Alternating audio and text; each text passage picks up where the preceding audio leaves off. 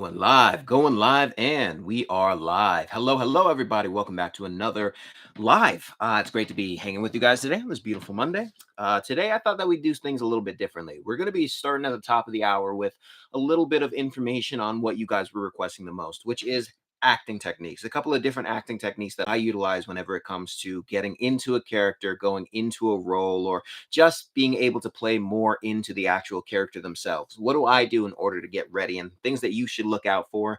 And then we're going to just chill out for a little bit and go over some of the voiceover news in the world. I looked over a couple of different articles from this past week, and we're just going to talk and chat a little bit about it. Sound good?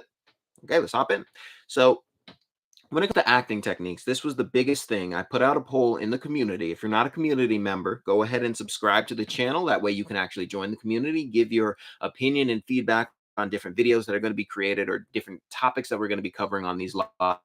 And one of the biggest things that we actually said that you guys wanted to learn more about was acting techniques, a couple of different acting techniques so that you can look more into teachers and harness more information about teachers. So, the first one that we're going to really go over is Meisner. There are two that I want to look in today. That's Meisner, that is Stella Adler. Those are realistically the two that I utilize, the two teachers that I utilize their approaches when it comes to voiceover and voiceover work. Now, Meisner was very, very in interaction based, playing off of the interactions of your scene partner.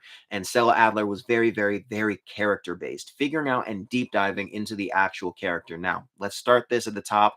I am no deep diving study. I am not the forefront person pushing these teachers forward. I don't know everything about them. All I know is what I've read and what I've learned and the classes that I've taken. So take what I'm saying, keep what works, toss what doesn't. Let's start with Meisner. Meisner is famous for his Meisner approach. Now, this isn't the only thing that he taught, but this is one of the things that people know most when you say Meisner, the Meisner approach. Now, what is the actual Meisner game? It is you sit with the scene partner and you both basically say things until it evolves into something else. So, if I'm sitting opposite myself and I'm wearing a black shirt, I would say, I'm wearing a black shirt. My scene partner would say, You're wearing a black shirt.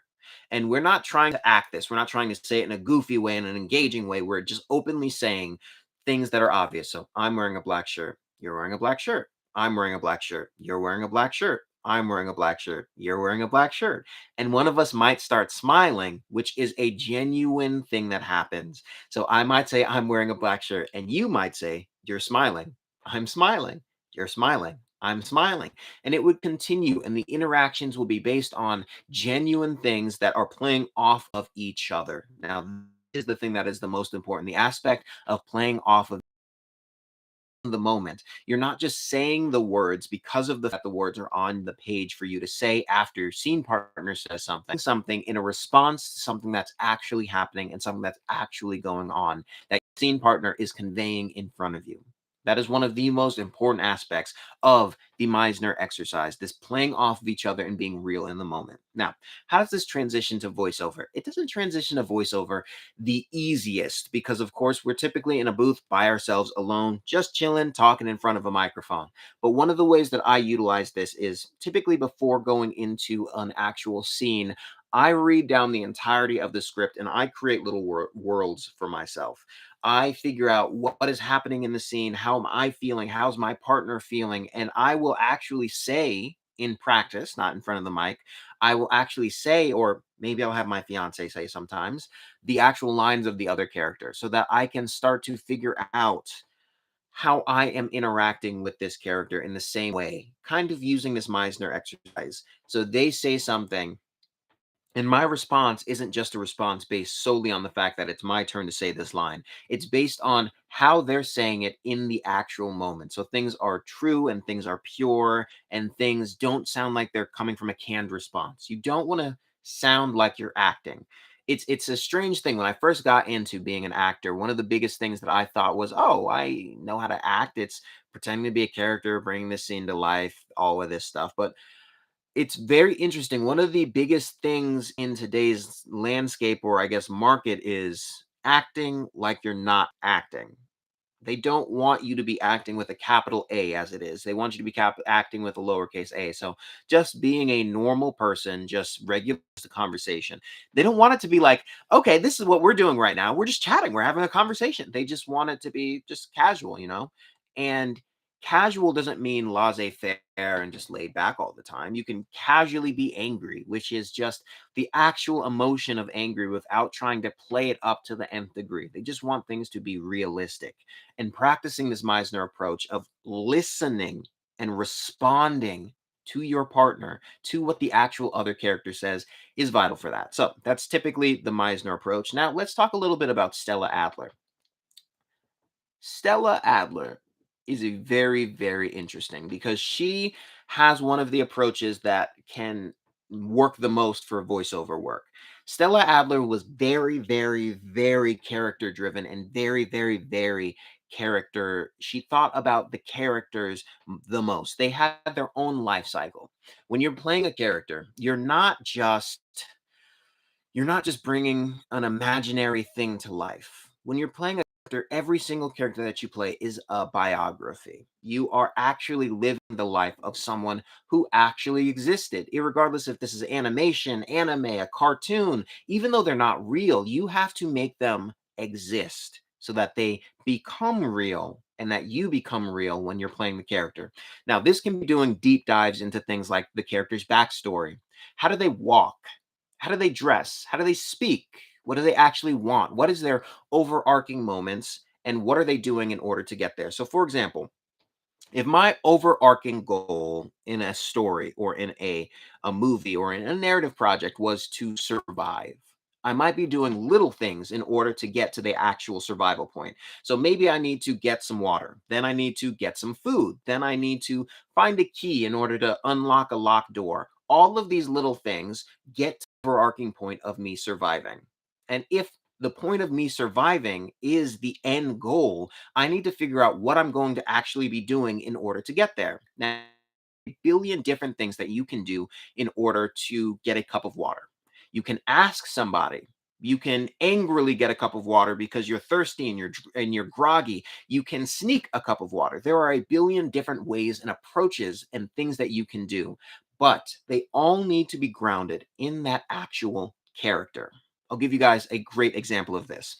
I'm of the mind that there is no wrong way to approach a character, a scene, or an acting assignment. You just got to be you. If you're trying to figure out what the casting director wants, then you're not going to play it to your ultimate ability. But that does not mean that you can make choices that are outside of the realm of a character. I was doing an exercise with JB Blanc, and we were going over a character who was supposed to be just sly, laid back. He was an internal monologue. He was the angel slash devil who was sitting on your shoulder. He was whispering in your ear. So he was laid back. He was like, "You don't want to do that. No, you don't want to be stupid about this." And his whole thing, the character's point, was that he ultimately believes that he is always right. He's trying to steer the person who he's talking to into the right direction, but he ultimately believes that he's right. I went into this assignment being more emotional. So I would approach things like, oh, no, you can't do that. No, that's not the right way to do this. You have to do it this way. And that is an approach, yes. But going back to the Stella Adler, when you look into the actual character, when you figure out who they are, they're laid back. They're always right. So why do they have to push forward? They're just chill. They know that they're right. They don't have to try and convince you. They're the ultimate super authority in the situation. So it's not a matter of, oh no, you need to do this. You need to do this. It was always a matter of, no, don't be stupid. You need to do this. No. That's not the right way. Turn left. Just trust me. It's that way. So, understanding what these characters are and who they are and their ultimate goal is going to lead you to actually being able to create a character. Now, these are just two of an amazing array of acting teachers that have been around the world. There's Stanislavski, there's Chekhov, there is Meisner, there's Adler. There are a bunch of different acting teachers and a bunch of different acting approaches. I'll tell you the one thing that has given me the most sanity. I read books on all these acting teachers and all these acting approaches, but I don't stay married to any of them. One of the biggest things with acting is that there is no right and there's no wrong way to do it. If you know anything about Spike Lee, he is from a generation of filmmakers who were just off the cuff. They did it because they loved to do it, and they screwed up and they figured it out along the way and they made it, right? There are generations of people who go into acting without a damn clue of any of these acting techniques. Now, is that the right way to do it? No. Is that the wrong way to do it? No. What's important is to know that there are different tools in order to achieve your end result. And knowing that using these different tools are going to enhance the overall product. Julio, hello, hello. How you doing today? This is very helpful. Thank you for sharing these techniques. Of course, that's what I'm here for. If you have any questions, feel free to leave them down in the comments below. One of the most inspiring things that my teacher told me was we live in a world of very quick social media. Like you have the TikToks, Instagram Shorts, YouTube Reels, and YouTube Shorts, Instagram Reels, excuse me. One of the most important things to understand, especially when you see these quick acting exercises, or you see these quick dance routines, or you see a musician doing this quick set, is that when you actually get into the environment to do these things, nothing is quick. So when you see somebody who does a 15-second dance routine, one of the things to understand is that when you're actually on a stage, which would be for us, for our example, it would actually be doing an assignment. Sometimes these assignments go for a 2 hour live session, a 3 hour live session, a 4 hour live session. And in that time, you're going to be falling in and out of the character. You might be getting tired and sweaty. You might be getting hungry, and you need to figure out how you can reignite this center for this character. Some people can just do it. Some people are just, they're in it and they're on it and they're ready to go. And for some other people, it takes time, right? They fall out of it and they need to know how to get back into it. And that's what these acting techniques are for. They're so that you can practice beforehand, so that when you go into a session, you know who the character is, you know how to bring it, you have your own central voice. And therefore, if you fall out of it, you know how to get back into it really quickly. So, look up acting teachers, look up acting techniques, read up on them, but do not stay married to them, because at the end of the method, whether you're doing Meisner, whether you're going Slavsky, whether you're doing any of these different things, at the end of the day, what you need to do is bring a character to life. Bring a situation to life in an authentic way. Bring an imaginary situation into the reality. That is the semi-formalized definition of acting. There really isn't one, but that's the semi-formalized definition. Now, if anybody has any questions, leave them below. Other than that, it's time to get to the news of the week. We're going to talk about a couple of different things that happened this week, and a couple of different things that are very interesting and necessary to keep in mind. Number one is rates. So we're in a time where COVID has brought a ton of people into the voice acting realm, which is great. But that's also been spurred on by a lot of people pushing that voiceover is a very quick and easy way to make a lot of money and you don't need a lot of training. These two things in some realms might be the case, but in 99.99% of situations, it is not the case. So I make it my personal mission to push forward rates so that people understand what they should be charging. So number one, go to the GVAA rateguide.com. GVAA, it is in, actually, let me put a better version of that in the description below.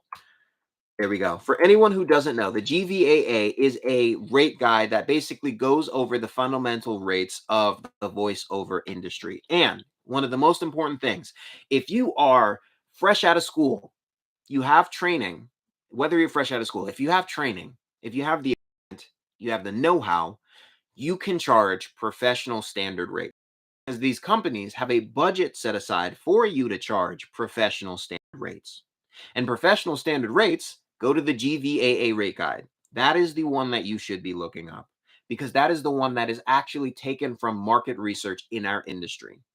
In our industry, you can very easily make $500 for 30 seconds of work, because it's an ad spot. That's a 30-second ad. So maybe you've got 50 words. It's a 30-second ad, but you easily make $500 from that, because you're not only charging in this industry, and this is one of the most important things. This is the thing that websites like Voice Bunny or Fiverr, websites like that have, or Indeed, not Indeed, Upwork, have unfortunately cast aside or gotten rid of.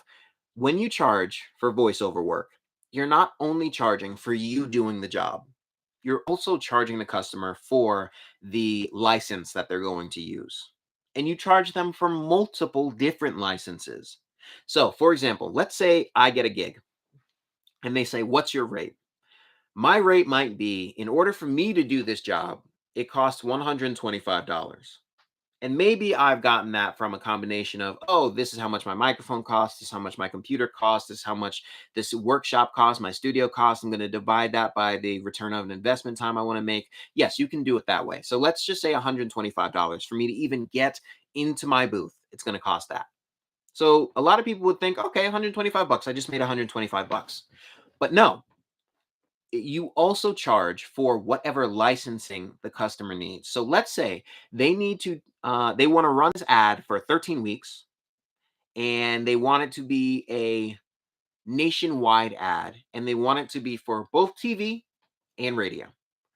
Well, they want a 3-month license for it's $1,100 plus my 150, and then radio on top of that. So radio on top of that might be an extra 500. 500 plus 1100, that's 1600, plus my 125 is 1600 plus 1725.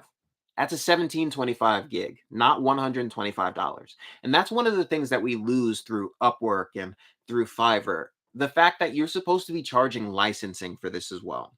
Now, there is, of course, wiggle room for you to negotiate, but when people come in and charge $125, the issue is that it starts to lead the industry down into a path where people think that 125 bucks is the standard rate.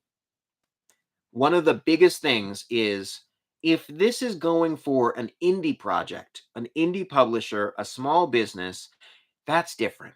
Of course, you can then work with them to charge a lower rate to be commiserate with their business cost while informing them of what that rate will eventually be when they become a multinational conglomerate with a huge marketing budget. But as a voice actor, if we are not in the union, we have to protect ourselves. So we have to protect ourselves by staying at a more standard rate. Julia, what do you in terms of preparation? What do you do in terms of preparation when you go into a live session in where you don't get the lines beforehand? That's a great question. So that goes back to cold reading. So cold reading is a little bit different. I always push the client to get me any information. If they can't send me a script, I'll ask them to send me sides. Sides are simply where it's not interacting with everybody, it's basically just your lines. And then I will try and craft a story based on that. If they can't even do that, I will ask them to send me any artwork that they might have so that I can get an idea of the character, of um maybe it's a larger character and that I need to know what the timbre is going to be, or I need to know what it looks like, what he or she or they or it looks like. If I get nothing and this is a completely cold read, that is pretty much where I shine in kind of a sense. And this is why. A lot of people get nervous when it comes to in terms of a cold read. When it comes to you're going in with no information. And that makes sense. It makes sense why you get nervous. You have to create everything on the fly. But I let my client know straight up and straightforward. And I think that this would be enough to create this character. But if I ever do know, and we'll go over a couple of things, but it's going to be a very collaborative experience when we'll go over it together. Right. That just comes from in terms of having time to practice. Now, in terms of actually reading through the script and not being nervous, what I did was cold reading every single morning. So I would go, and I did this for about 2 years.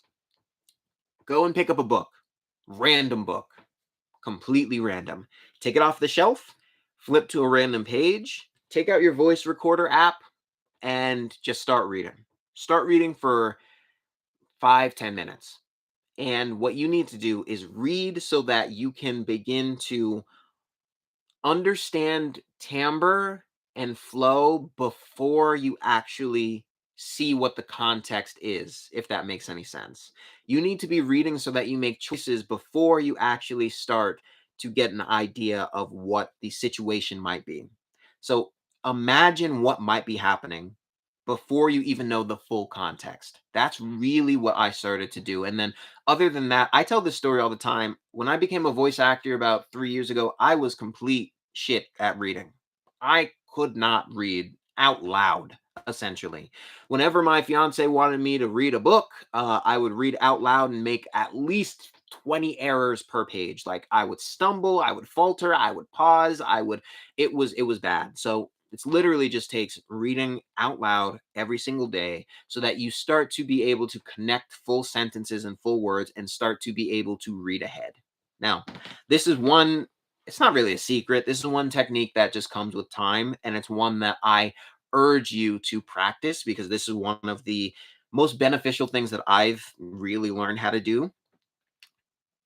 You need to be able to read ahead, but say out loud slow. So if I'm reading, what do you do in terms of preparation when you go into a live session? I'm not reading what do you do in I'm already to like preparation by the time I'm still reading what do you do in terms of. And I do this because I can read ahead and still maintain what I'm supposed to be saying. And when you do this, you can get so much farther ahead, not mess up, and still be able to kind of start gathering the context of the read. And that's one of the biggest things. So, in order to answer your question, I hope that helps. Little bullet points, TLDR. Read a book at random every single day. Read out loud for 5 to 10 minutes. That way, you start to be able to get words underneath your belt without messing up. And practice reading while you're still reading the words that were behind, if that makes any sense. If anybody has any questions, go ahead and leave them behind. We're just having a chill little chat today. So those were the different acting methods. Let's go back a little bit and talk about rates. So yes, when you're on, whether it be Fiverr, whether you be working with, whether you're a free agent, whether you be working with a client on your own, just understand what the rates are. Go ahead and click into the Global Voice Academy rate guide or Google GVAA rate guide, and it'll tell you what the most popular rates are. And understand that in this industry, there is a little wiggle room when it comes to negotiating. People expect to negotiate, right? I've worked with clients as young as 16 years old who paid me full industry rates because they saved, they knew what it would cost, and that's what they expected to buy. That's what they expected to pay. So just educate your clients. Like I last week had a client who came in and they said, "Oh, we want to get this for $125." And I said, "No, that's not what this costs." I didn't say it as blunt as just saying no, but I basically just went over saying, "Hey, that's not really the industry rate. Let me give you a little bit of an explanation of what you're going to be paying for, what you'd be getting." And after maybe 10 minutes, that budget of a $125 went up to $675. It's not a so much a matter of people are malicious as much as sometimes they don't know what to expect to pay. So they go in saying, "Oh, I think this will cost this much." Then you just educate them and they say, "Oh, okay, that's not a problem." And then they put it in. So never worry. When you say your rate, you can always work down. And this is just freelance in general. I got two nuggets here.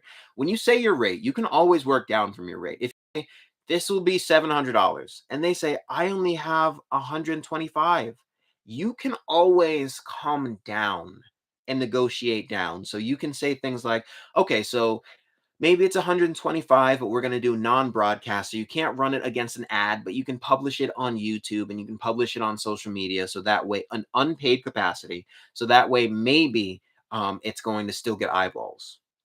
Okay, but you can't start by saying it's 125 and them going, "Whoo, thank God we had $800 to pay for this." And then you go, "Oh, it's actually 750." You can't do that. So always start at that industry rate and then try and see if maybe they need to negotiate down. See what you're comfortable with. Okay. Arquito, what's going on? Hello, thank you for tuning in. How many attempts does it usually take for you to finish one commercial deal? And Kenny showing some support to you, sir. Thanks for the support, Kenny. Appreciate it. Appreciate it. Hope that everything is going well on your end. Um, so when you say, I'll go over both, but when you say how many attempts does it usually take for you to finish one commercial deal? As far as negotiating, it doesn't usually take that long. And then as far as the project, depending on the project, it usually takes typically less than an hour. We'll go over both of those things. So, when it comes to negotiating for a project, your client will come in with a budget, right? They'll typically come in with whatever they have to spend or whatever they expect to spend. So, whether they say 125, 500, 1000, if they meet you at that commercial rate because their budget is already there, they already know what it's going to cost. Great. You audition for the job or they send you the gig because they know what you're capable of. And right off the bat, you are ready to go. It takes like 5, 10 minutes. That's typically the neighborhood that I'm in because of the branding and because of the business that I've created. People typically know when they click on me that they're going to be paying commercial rates. That's right off the bat. And I'm very transparent and very honest with that. When it comes to doing a negotiative commercial deal where they're coming in at lower. So let's say it's an indie project, and that indie project is let's go over the video game rates real quick so that you have like a metric here. Typically for video games, you're going to expect to pay $250 an hour with a 2-hour minimum. If it's a very stressful video game, like you're doing like the efforts or call outs, or it's like a war zone, or it's like a battle video game where you're going to be doing very stressful things, it can be a little bit more, but you lower that so that it's only an hour so that you don't ruin your voice. So let's just say it's 250 an hour with a 2-hour minimum. So $500 for one session. Um, let's say they only have $300 to spend instead of that $500 to spend. This is where it becomes like a little bit of a negotiation. And this negotiation, you can always play in your favor. You have the ultimate say to decide whether or not you want to do a project. Now, you might really to do a project. And if you really want to do a project and it makes sense to you, I'm not saying to they don't meet commercial rates, don't do the project. It's just a matter of you saying, okay, this makes sense for me to do because I can put it on my resume. I can put it as a project that I've worked with a great video game publisher that I've worked with. Or it might be a matter of, well, they can't meet my rates. Well, I'm not going to be able to do it, but I have a couple of different options for you guys. Or I can make a post and shout you guys out, say that you guys are looking for a voiceover artist. But when it comes to the actual negotiations of these projects, it is very quick. It is a fast turnaround because typically there are one or two routes that you're going to take. You're either going to be auditioning for all of these gigs. So they send you auditions, whether that be through an agency, whether that be through a free to play or a pay to play. So you're going to get to, or you're going to have to audition. If they accept you, that's pretty much it. That's it. You got accepted, you sign the contract, you start working. Or it's going to be you own and operate and run your own business where you connect with clients and you have to reach out and then negotiate on that basis with them, which that one takes a little bit more work. But typically, from getting into a conversation to actually closing a deal and starting to work, it takes maybe at max like 2, 3 days. So it's not a very long turnaround. That's part one. Part two, this is why a lot of people in the COVID era was spouting the nonsense that voiceover is a get rich quick line of work and that you can do it with little to no actual talent. Commercial voiceover is very lucrative. Everybody wants to be a video game voiceover artist, an anime voiceover artist, cartoon. They want to dub anime.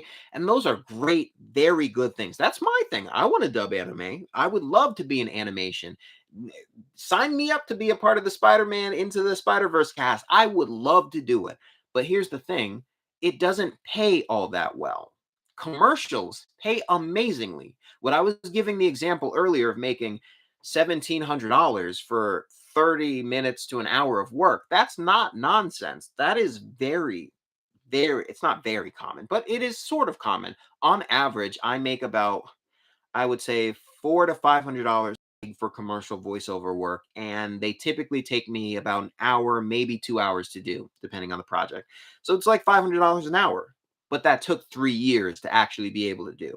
So when it starts to get into it, it doesn't take you all that long in order to do these projects, but you need to know what to charge, who to speak to, how to charge, and then how to do the project and connect with the client at the end of the day where they don't feel like they were being gypped. Those are the important things. But in order to close a deal, 1 to 3 days. In order to do a project, typically 1 day max, unless it's a long tail project like an audiobook project. Commercial projects are typically very quick.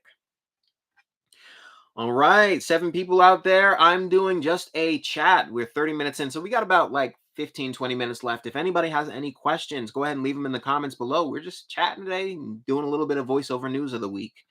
And one of the big voiceover things that we're going to talk about until somebody asks a question, the CEO of voices.com, that huge voiceover conglomerate website that just launched their AI platform, he's stepping down. David Ciccarelli is stepping down as the CEO of voices.com. Now, there's no information, of course, as to why he's stepping down. In the article, it just says that he's stepping down. Just to start a new chapter, a new journey in the life cycle. But voices.com has been hitting a lot of roadblocks. If anybody who's on is a member of voices.com, leave it in the chat below. But they've been hitting a lot of roadblocks. Number one, they did the voices.ai push, which they have their beta platform now. So you can go on as a client and just hire an AI voiceover artist instead of paying a real voiceover artist. Now, here's the TLDR. Most of them sound terrible still. It's not going to take a huge chunk. I think that in a lot of cases, AI was an overblown fear. It's not going to be a huge deal unless you're someone charging like $40 per voiceover and you're untrained. So you don't know how to approach a script. Then there are certain markets that might be worried. But they just launched that. They also just had a huge thing. I don't know if anybody else got this because I got an email where they're not begging, but they're deeply asking people to do projects now that are clearly for AI. Now, if you ever have a project that is clearly for AI, number one, know your rights and know what to charge for it. Know that they're probably going to be using your voice to train and or clone your voice for AI. So are you comfortable with that? And number two, how much are you going to charge for that? Because know that you might be losing work down the line for that. The voices.com in their email was offering to pay like $150 for, I think it was like 11,000 words. And it was very clearly targeted to AI. So that got them in a bunch of hot water. That was a hot mess. Missing Monk, thank you for sharing your wisdom. I'm doing demos in 2 weeks. Nervous and excited. Ooh, congratulations. Who are you doing your demos with? I know a couple of demo producers. Demos are absolutely amazing. I got my demo cut. I just released a demo for the Sovis Awards. I put in for an animation and video game demo. Doing a demo, that is huge. Congratulations, Missing. That is absolutely awesome. And which demo are you doing? Commercial, video game, animation? What are you actually doing? But that is huge news. A demo is basically your calling card. So that's awesome. Congratulations. Arkido, between VO websites, what do you think is the most fitting for both veterans and new VAs? Between VO websites, which do you think is the most fitting for? Oh, are you talking about like pay to plays or live to play? I think pay to plays or free to plays. I think the most Bill Brooks is doing them commercial only. Oh, Bill, that sounds very familiar. I'll have to look him up. That sounds very familiar though. But congratulations, that's awesome. It's a huge step. Best of luck to you. Between VO websites. When it comes to voiceover websites, I think that a lot can be said for, let's start with free to play websites. Like your websites like Fiverr have a hugely bad rap. That's because they've set up a bad rap for themselves, especially with their name Fiverr. So a lot of people think that you just charge $5. I'm on pretty much every website that you can possibly think of, and I charge full industry rates. I've gotten $5,000 gigs from voices.com. I've gotten $5,000 gigs from fiverr.com. It just depends on what you're charging for them. But when it comes to voiceover websites for both veterans and both newer VAs, I think that a website that's probably going to benefit newer VAs the most would be your websites like, unfortunately, your websites like Fiverr. So why do I say unfortunately? I say unfortunately not because I think that Fiverr is a bad website, but because it comes with a wrap. If you go to voices.com, if you go to voices123, if you go to some of these websites, the issue is that you are working against people who have been classically trained and doing it for dozens of years. You're working with literally the cream of the crop, the top of the top. It took me about a year before I was able to even start getting gigs on voices.com. And I had to make sure my profile was very optimized and stick by my stance of charging industry rates. So it takes a long time. Versus if you're on Fiverr, yeah, you should still charge higher rates, but clients can fall upon you a lot quicker and a lot more easily. Putting out necessarily auditions, so they're just clicking through profiles and they'll find somebody who suits their needs. So if you just put on your best work and they click on you top, then you have a higher chance of being picked. So it's kind of a toss up. I always recommend going the route of finding and working with your own clients because then you don't have to worry about any stigma behind it. So one of the biggest issues with Fiverr, with Voice Bunny, with all of these websites is the stigma. So like when you're going out to an agency or when you're speaking one-on-one with an agent, if you tell them that you're on Fiverr, they're going to have kind of a I'm sorry if my wording may confuse you. Oh no, you're fine. You're completely fine. Don't worry about it. When you're going on a website like Fiverr, if you're speaking with like an agent, speaking with a big client, one of the issues is that they have a stigma against Fiverr. So one of the big problems is that you're going to already be putting yourself in a slightly negative light. So if I go to my agent and I'm like, yeah, I work on Fiverr.com, they might already be like, oh, we don't sign Fiverr voiceover artists. Voices, if you go to a website like Voices or Voices123, nobody would really say that because those are like the standard voiceover website. Same with Baldago, same with Voquent, same with VO Planet. There are a lot of the websites that are already heavy hitters that if you say them, not be a stigma against them, but they're not necessarily the most beginner friendly like your Fiverr is, like your Upwork is. As long as you're charging industry rates, though, you can start to make a career and you can start to get work from them. Kenny, what are the typical mistakes new VA should look out for in general? That is a great question. That is a great question. I was thinking about this recently. Like, if I were able to talk to myself 4 years ago when I was first getting started, a couple of the things that I always worried the most for was I judged my voice, which when you judge your voice, you don't approach the copy as being you. You try and change your voice. So, one of the biggest mistakes would be to try and assume a voice or assume an identity for voice acting. That is aside from just who you are. So when it came to me doing any gig really, I would always approach it from the standpoint of not I couldn't be myself, but I needed to try and sound a certain way in order to land the gig. And for 2 years, I landed nothing because I didn't sound authentic. I sounded stuffy. I sounded like I was trying to be in my lower end of my voice to be a manly man. And it didn't work. Didn't work at all because my voice is naturally high. This is my natural speaking voice. I might be able to pitch it down a little bit lower because I've been working at it for 4 years, but my natural speaking voice is very much so up here. That's why I play a lot of animation characters who are very young. My golden era is basically Nickelodeon, Cartoon Network, those type of animations I'm perfect for because that's my normal speaking voice. So one of the typical mistakes that voice actors think of is they think too much of their voice instead of the acting.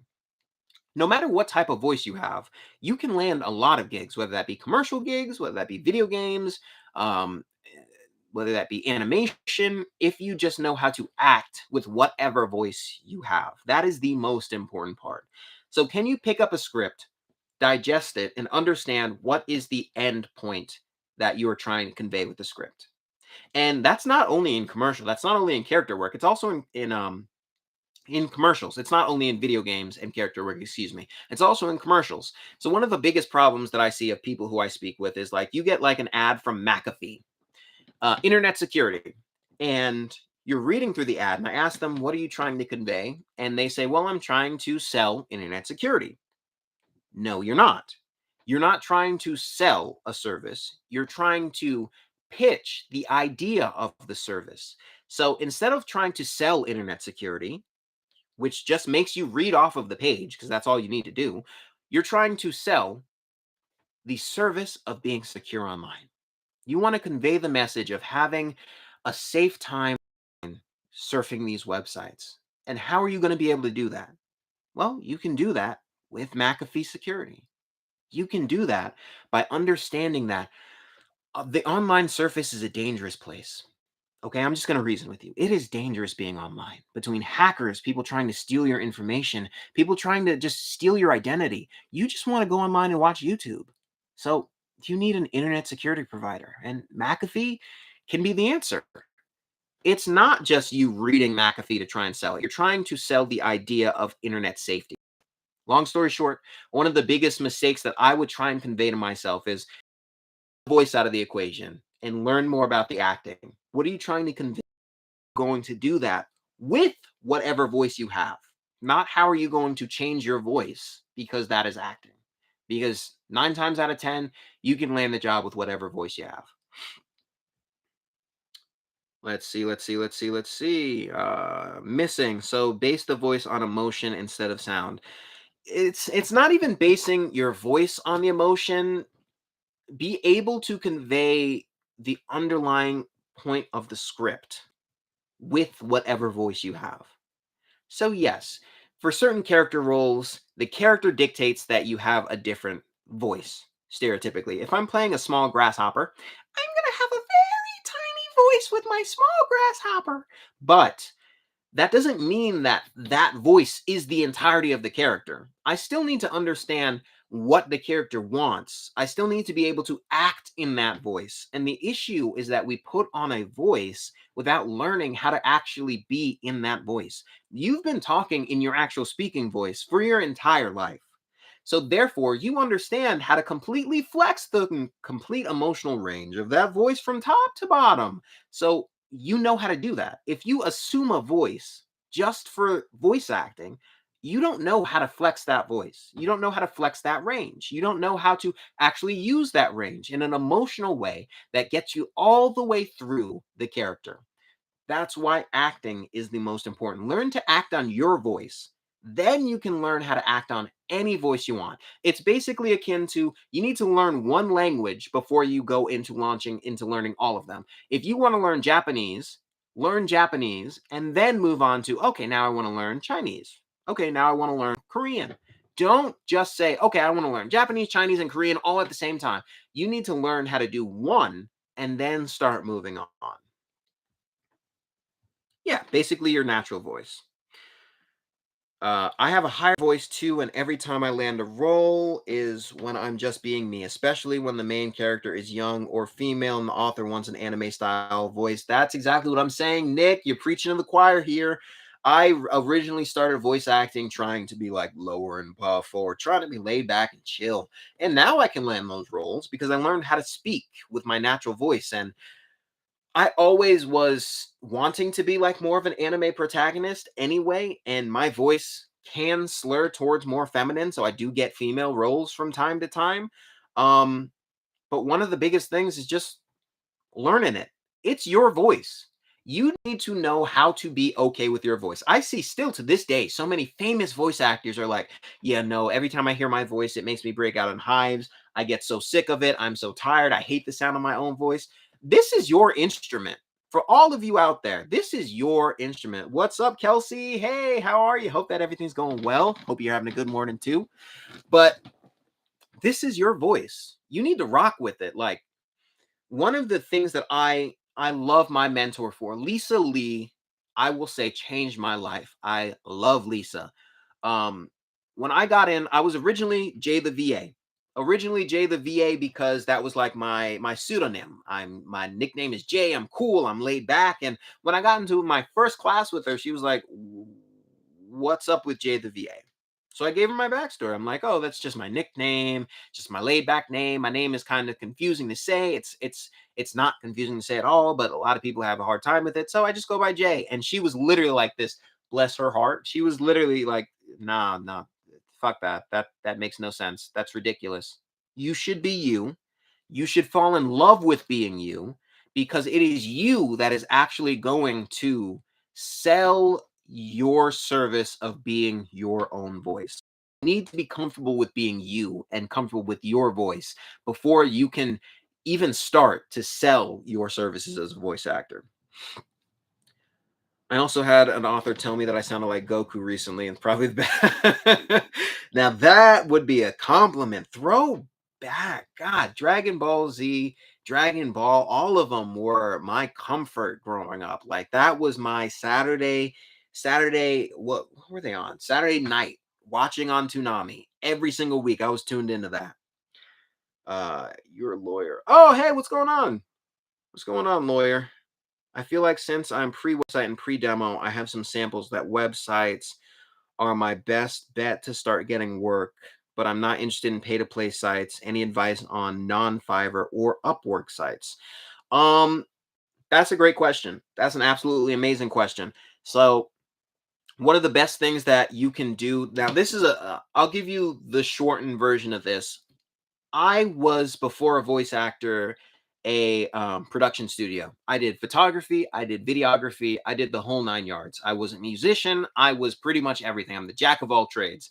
And one of the things that I say, if you don't want to go the Fiverr route, if you don't want to go the Voices or the Upwork or any pay to play or free to play websites, I completely respect that.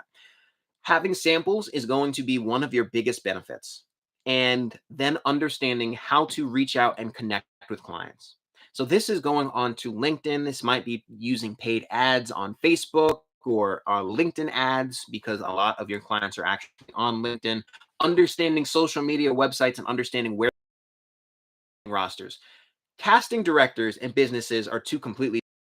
You'll find a lot of casting directors on Twitter. And I mean casting directors who can put you in huge projects. Just befriending them, chatting with them, talking, figuring out what projects they're working on, and just having open conversations can get you a very far way. When in your online social media websites, placing your samples and then linking it back to your website, having a complete funnel where if somebody finds you on Twitter, are they able to see on your pinned top some of your samples or your demo and go, "Oh, this sounds really nice. Wonder what else he's done.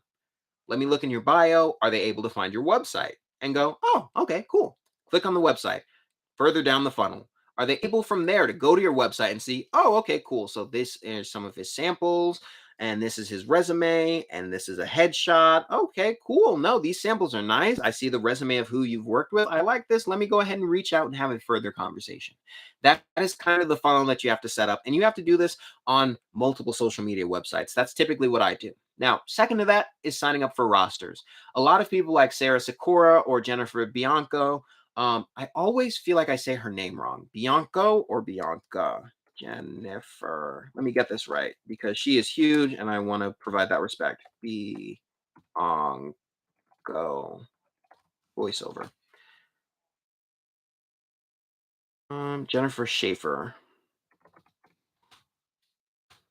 not Jennifer Saunders. Of course, now I can't find whether it's Bianco or Bianca. I'll find it and put it down in the comments below. But they have open rosters, and these rosters are where they pick voice actors, and they're able to. Got to do some work. Thanks for this. Not a problem, Monk. Thanks for tuning in. I'll catch you later. If you have any questions, just shoot them my way. But have a nice one. When it comes to Twitter and all these online websites, you can just find a lot of these professional high-end casting directors just have rosters. And then what they do is you submit your samples, you submit any information that you might have, and they're able to just go, "Oh, my roster voice type, I liked him. Boom, I'm going to send him."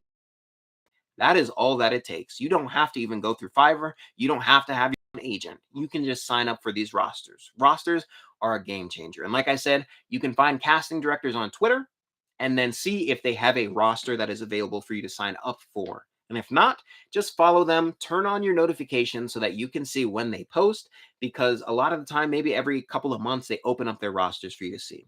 Now, that is the roster side of things. Let's go to the actual you own a business side of things. You can just reach out to businesses. Now, there's a difference between cold calling and warm calling. I personally don't see anything wrong with cold calling. I've done a lot of cold calling, but a lot of people hate it. So what you can do is start to see if these companies actually have any open projects? Like, do they list that they need a voiceover artist anywhere? Can you reach out to the actual creative director in the company and then just say, hey, say hi, just wanted to introduce myself. I saw a project that I loved that you put on before. It was absolutely incredible. Um, and boom, you just have that first initial contact so that you can turn it into a warm relationship. Or you can move on and do the gritty route. I like the gritty route. It's the route that I did. You can take a commercial that you found that was kind of crappy, in your opinion, and you can redub it. You can find there are a bunch on YouTube that are all AI based and they sound awful. And you can simply go, "Hey, I saw your commercial. I liked the call to action I thought was effective, but I don't think that the voice conveyed the most effective message possible. Here is a redone version that I have done for you. If you'd like to use it, kudos to you. I'd love to talk about having any ongoing work in the future. Open up that relationship because a lot of the time you'll get a response, "Oh my God, this sounds awesome. I love what you did here. Thank you so much." And then you can not only have a conversation, but they can see what you can do. And then you can open up with, "These are my rates," and you can have a longer conversation. That's personally what I did when it came to photography, when it came to video, all of my businesses. It was always a matter of, okay, I see what you were trying to do, but I don't think that you accomplished it. Here's a shortened version of what you might have been looking for. I respect what you were trying to do. I just think that this might be a better return on your investment. And 9 times out of 10, it's oh my God, this is awesome. This is what we were trying to do. And then you get a client, you get a future conversation, and you have something to put in your portfolio. You have a sample, which is one of the most important things in the conversation. Kenny, how do you find the right microphone that suits your voice? I have a video actually dropping at 12 o'clock in a couple of minutes about this. The best thing that you can do is find a recording studio in your area that does microphone shootouts. I also worked as a recording studio junkie.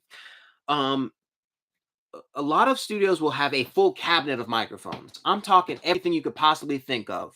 TLM 103, U87, TF51. They have, I'm just saying a bunch of microphone models right now. So it doesn't make it's a bunch of gobbledygook. But you can pay them like 50, $100 to go in, and they will record a sample of you on each and every one of these microphones and send you all the samples so that you can hear what sounds the best on your voice. And they will also consult you on what sounds the best on your voice. I fell into the trap of buying the TLM 103. It's like the voiceover microphone that everyone and their mother talks about. It's a great microphone. It's not bad, but I already have a higher pitched sounding voice, as we said. And that microphone is very clear that it works to clearly bring out the top range of your voice and have a nice, not muddy lower tone. My voice is already high. So it kind of sounds like it's ringing a bell in some cases, in some frequencies, depending on what I'm doing with my voice. So it doesn't sound me in all situations. A couple of years go by, I found the TF51. That microphone, which is the same price pretty much, sounds amazing because it is a tube microphone. So it's made to show that higher end, but tame it so that it's more mellow instead of making it sound true to life and kind of having that actual characteristic, while also preserving the bottom end of your voice and making it sound more velvety. So now the top range of my voice still shines through, but you have the lower notes. And you're only really going to get that if you go to a mic shootout where you can test a bunch of different microphones. Typical conventional wisdom says get the TLM 103, which is a Neumann microphone. It's a small diaphragm condenser microphone. It sounds great 9 times out of 10. Or you can get the shotgun microphone that I never remember the name of, MK. It's right here because it is so famous. The MKH416 or the MKH50. One of those two microphones. Everyone says to get those as well. They're shotgun microphones. They also sound really good. Let's see. What are the best ways to begin networking in your opinion? Are there events or is it just through gigs? What are the best ways to actually network? Excuse me. One of the best ways to actually network, in my opinion, are to go to events, to put yourself out there and go to voiceover events, whether that be VA Atlanta, which is hellishly expensive. So I would suggest either saving for or going to other ones. It is really expensive. Or the one that I'm going to is the Sovus. It is in California. It's in LA. It was, I think, $350 for a weekend. But with this weekend, you get in front of some of the most famous directors and voice actors in the world. And let me tell you, one of the most important things about networking is that networking is not just about showing what you can do, it's also about showing who you are. It's about showing interest instead of showing yourself. So when you go up to somebody, it's about just having a conversation that can evolve naturally over time. When you go to network, unless you're strategically there and you're at an event that is made specifically for here's my demo, what do you think? What can you do with it? Then 9 times out of 10, networking happens after the convention. When you go to a restaurant and you see somebody who was there, you go up to them and you have the courage to go, "Oh my God, I loved your talk. I loved your chat. You've been hugely influential. I just got into this industry and I love the advice that you gave." And you just have a conversation, an open conversation. "Oh, you have a dog? I have a dog. That's awesome. We both have a dog. We love dogs. Everyone loves dogs. If you love cats, you don't love dogs." Just having these regular open conversations. When you do that, you're going to start to build a community in the voiceover realm. I can't tell you the difference between saying, "I'm a voice actor, I need something," and going, "Oh, thank you for what you've given. What more can I learn from you?" Those are two completely different things. Because in one case, you at best will have someone say, "Oh, thank you for the information. I have a billion of these and they all sound really good." On the other hand, you're going to have somebody who goes, "Oh, I like you as a person. I'd love to have a conversation and chat. Hey, I got a new gig that came up. My friend Javon is really awesome, and I know that. Let me call on him." Those are the two different things. Building these connections are not about showing who you are and what you can do unless you're in a circumstance that says that. And that's one of the biggest things that I like to convey. Building these connections are just about making friends because this community is really small. I can't tell you how many times I've seen or heard somebody doing something in one circle that I find them all the way doing it in the next. Building this community. Really good advice from lawyers. Sounds like all routes to getting my website together.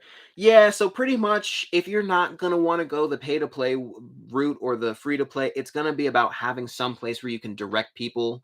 And even I changed my tune on this. I used to be one to say that social media is your portfolio, it is your place, it is your life. But when it comes to having a professional route, one of the biggest issues that I find is if you are using a website like Fiverr and that is your portfolio, the second you go, "Oh, yeah, I have all my samples," go to fiverr.com. Doesn't matter if you have a 5-star review, doesn't matter if you charge professional rates. If the casting director or the agent hates Fiverr, then that's going to reflect on you. So having a personal website, it doesn't have to be a huge, it doesn't have to, you don't have to go like do a custom route and having like an amazing, you just need a landing page essentially. I have a Squarespace, it's $18 a month. I have my own domain, javonhenry.com, if anybody wants to check it out. Actually, I will leave it down below, not because I want people to go check out my website selfishly, but because I want you to see an example of what the website, this is all that it needs to be. Just a landing page. Show your samples, maybe have a photo, have an about me, have a place to contact you. Hey Doki, what's going on? Yeah, I stream. I used to stream every Monday. I'm trying to get a little bit back into that, but my fiance and I, we actually travel the United States. I actually work from in a travel trailer. So we're in the process of probably getting more of a house or continuing to travel. Things are a little up in the air, so I haven't been doing these all that often anymore, but I'm trying to get back into Mondays. So if you're free on Monday, we'd love to have you. Speaking of your mic, what is your thought on the Rode NT1A? I think Rode just released the Rode NT5, I want to say. And as an audio, maybe it's not NT1A. Maybe this is the new one that they released. Rode NT1. Oh, okay. I see. So this is one of their older model. This is a large diaphragm condenser microphone, and all you need to know about that is that it's going to sound a little better than your typical small diaphragm because it's overhyped sensitivity, which is good. Voice a lot. This microphone has buzz. So one of the things about Rode is that they make microphones that sound better than they have any legal right to. So This microphone sounds amazing. Um, One of the things that you have to look out for, however, and this is like the sad one. Yeah, Doki, it's all right to ask for any advice. You can go ahead. That's what this is open. It's just an open hour. I'm gonna be hopping off in about 10 minutes. So if you have any advice, ask it down below.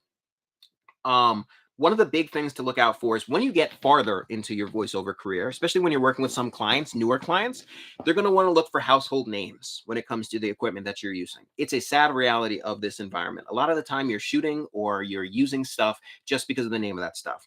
So whenever I come to a new client and I'm like, yeah, I use a TLM 103, they have no more questions. If I go, yeah, I'm using a TF51, they ask what microphone is that? And they ask to see the specifications because they just don't know what microphone it is versus a TLM 103. Everybody, like I said, knows what microphone that is.